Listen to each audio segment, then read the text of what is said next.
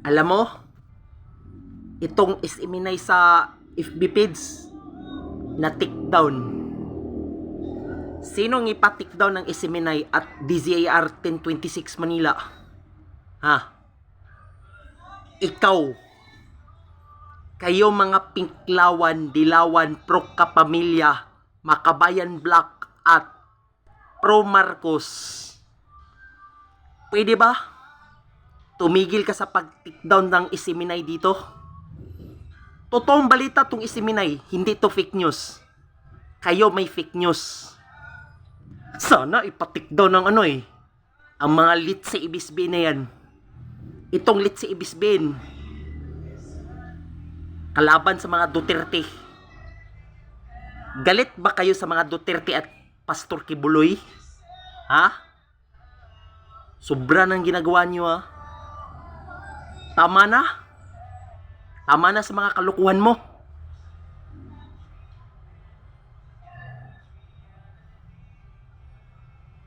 Sagutin mo ko ng tanong.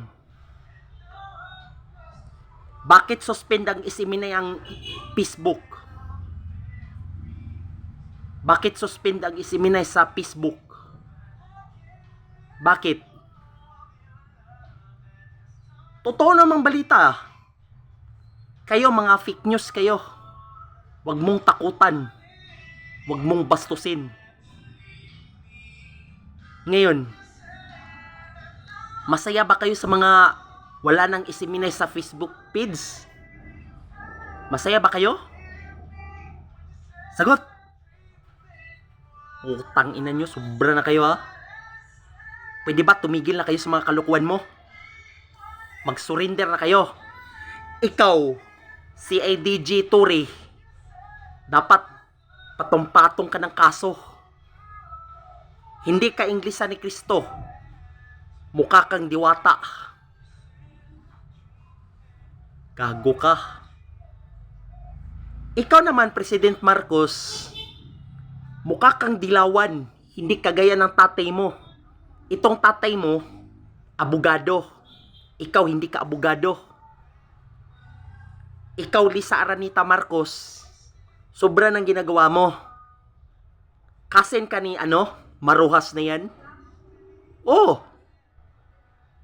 Kasin ka ni Maruhas, tama ng inala ko. Bakit take down ang isiminay sa Facebook?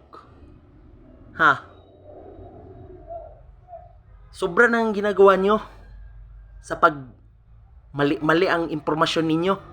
Itong isiminay, totoong balita. Walang fake news dito. Itong isiminay, stricto to. Di ba?